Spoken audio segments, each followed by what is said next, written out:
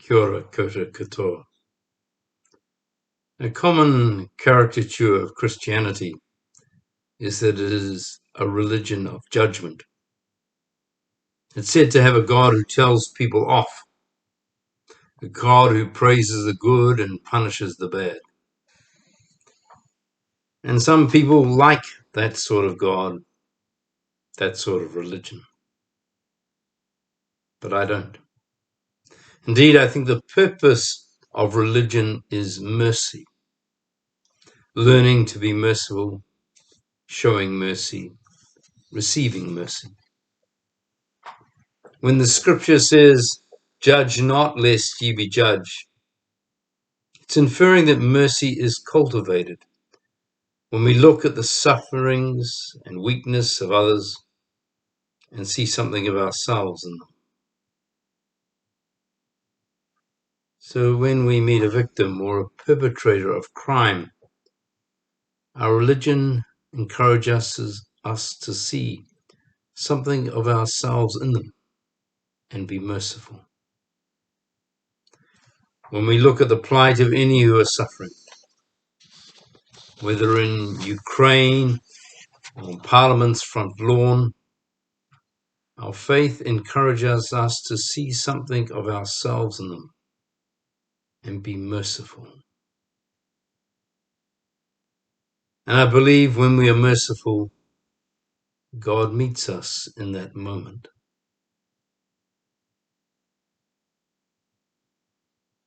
There are some Bible stories that on first reading, and sometimes second and third readings, I find difficult. I want to skip past them and pretend they aren't really there. And today's parable from Matthew 25, 1 to 13 is one of those. On first reading, it reminds me of the Boy Scouts motto, "Be prepared." The foolish bridesmaids weren't prepared enough, and the wise bridesmaids were. So the foolish missed the coming of the bridegroom, and they were shut out of the party. But the lesson is more potent and far-reaching than just be prepared. For the storyteller seems to have the bridegroom representing the second coming of the physical Jesus to earth, if you believe that, as he did. And it is this Jesus who forever shuts out the so-labeled foolish young woman. Yes, this story is part of the end of time fix-up discourse in Matthew 24 and 25. It wasn't a story told by the historical Jesus. Rather, it was a story constructed sometime after the war and destruction of the Jerusalem temple in 70 CE.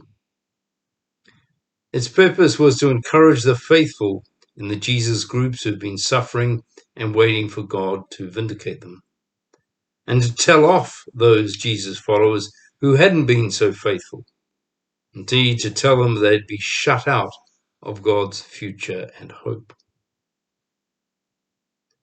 It's about an end-of-time judgment Jesus that Christians like me simply don't believe in. For it's a story that seems to be about winners and losers, and a Jesus God who shuts the door on losers. Indeed, there are other scriptures in the New and Old Testaments that contradict the scenario portrayed in Matthew 25. There is, however, another way to approach and read into this parable that I'd like to introduce you to. And that is to see ourselves in the actions and attitudes of the characters, the wise, the foolish, and the bridegroom. The cultural context needs a little explaining. In traditional village life in the Middle East, weddings took place by the groom and several close friends going to the house of the bride, which could be over on the other side of the village, or even in a neighboring village. When the bride was ready, she would be placed on the back of a riding animal, say a donkey, an ass, and the groom and his friends would form a disorganized, exuberant parade as the groom brought the bride back to his family home. It's at the groom's home that the wedding banquet would take place. Note that several of the ancient Greek, Latin, and Syriac texts of this parable specifically mention the bride, the groom, and the bride. The bride might have been later edited out by copyists, influenced by the idea that the church is the bride of Christ. So the groom's house, the bridesmaids, as well as others of the village, would wait in the street for the arrival of the meandering wedding party. Our parable takes place at night, and therefore those waiting, like the 10 young bridesmaids, would have lamps. Let's notice some things about the groom's arrival. He's late, badly late.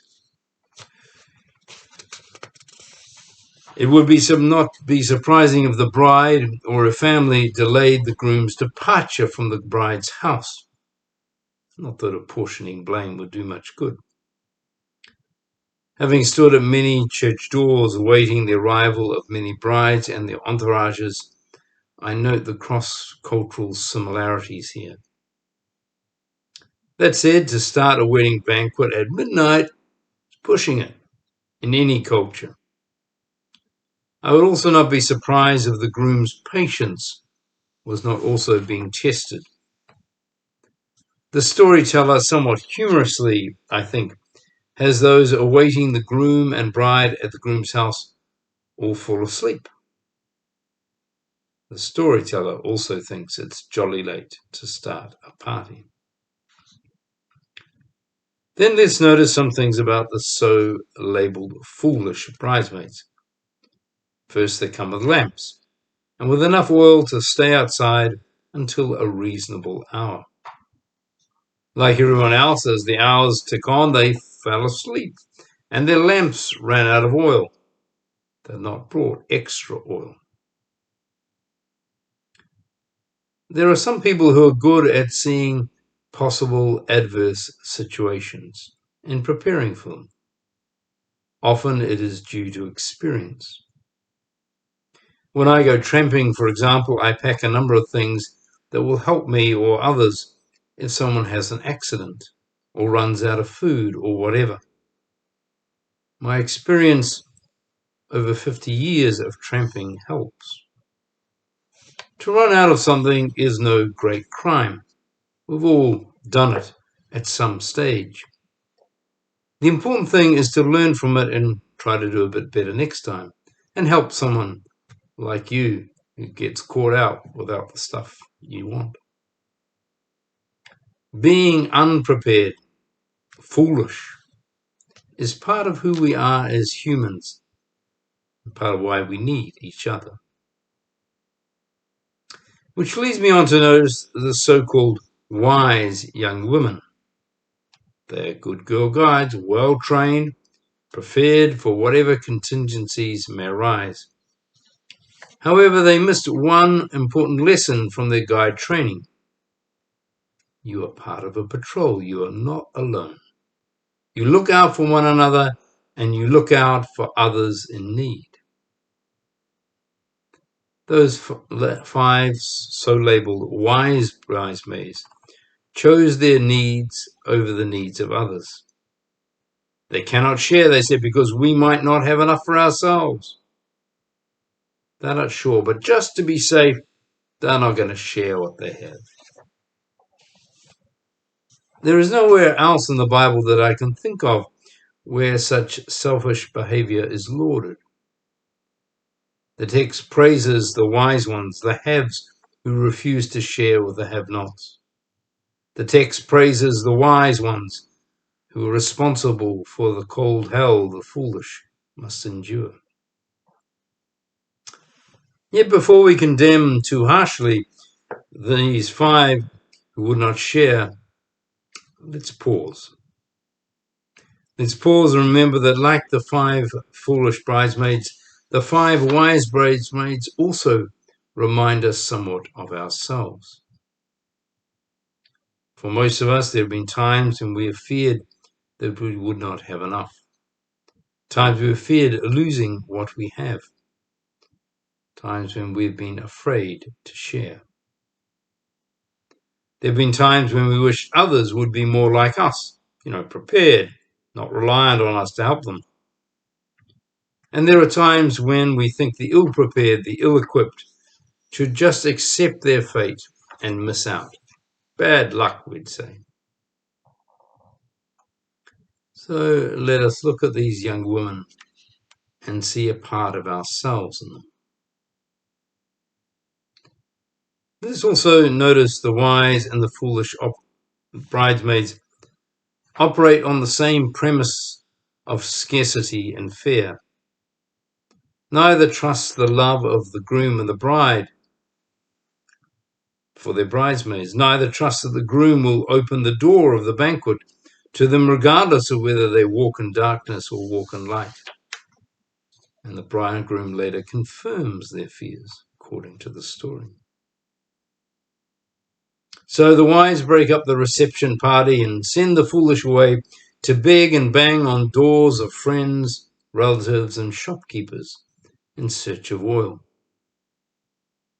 Now, borrowing off neighbors is normal in a village community, and it's not long before they return to the groom's house. But by the time they get back, the door is shut. They're left out in the cold and dark of night. And when they bang on the door, the groom says, "I do not know you," which is worse than saying, "Get lost." Maybe the groom thought them to be irresponsible friends who couldn't wait up with him for just a few hours. Perhaps he thought they'd simply given up and gone home during the long delay. But nothing could have been further from the truth. They've done nothing wrong. They've committed no great sin.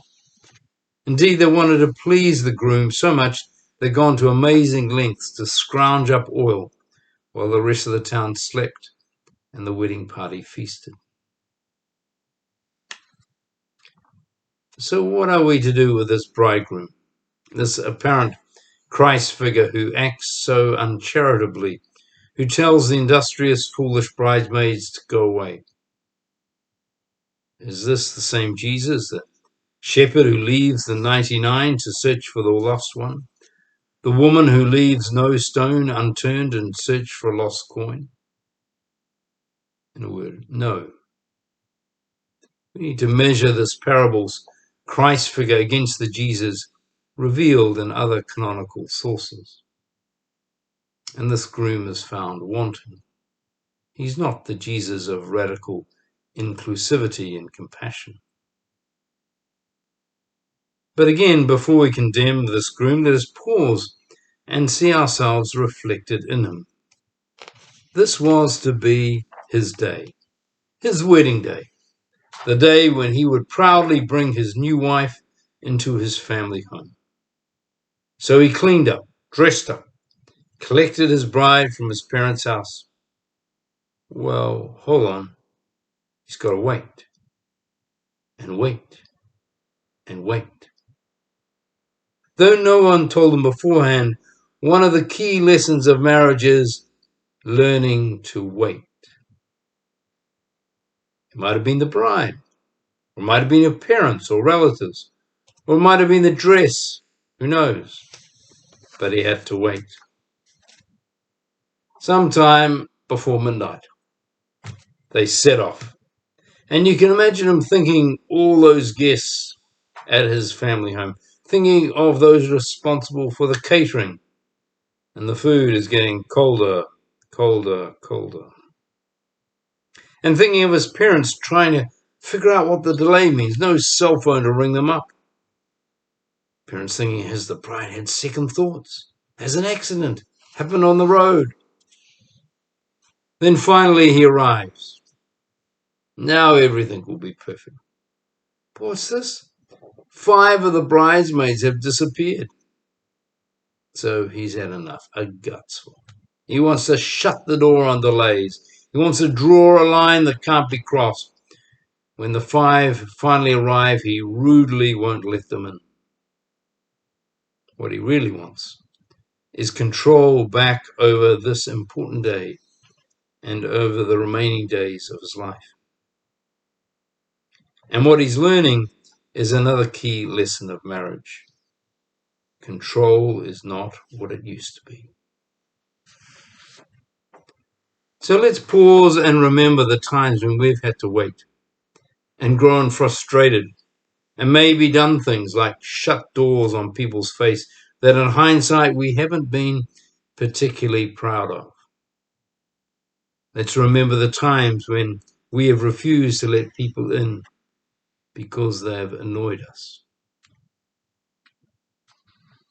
You see, I don't think this parable is in the New Testament in order to tell us to get ready for the second coming, whether it's in this life or the afterlife. Nor is this story in the New Testament to tell us that God condemns those who are caught short, praises those who don't share, and shuts the door in bridesmaids' faces. Rather, I think it's in the New Testament, like any good short story, to allow us to find ourselves in it, warts and all. So if you find yourself feeling like the foolish bridesmaids, remember to wait in the darkness. Don't run from it. You aren't condemned. It's a holy place, darkness, and God will meet you there. If you find yourself feeling like the wise bridesmaids, remember to share what you have, even if that scares you. Don't trade temporary comfort for lasting and beloved camaraderie. The chance to give of yourself is a holy place, and God will meet you there. And if you find yourself feeling like the bridegroom, remember to open wide the door to the banquet feast. Don't let hurt feelings, anxieties, and fears insulate you from others. Welcoming those who have made mistakes and who walk in darkness is a holy place. God will meet you there. In the end, this story is not a story about judgment. It's a story about being merciful. Being merciful to others because we know ourselves to be in need of mercy. Blessings to you.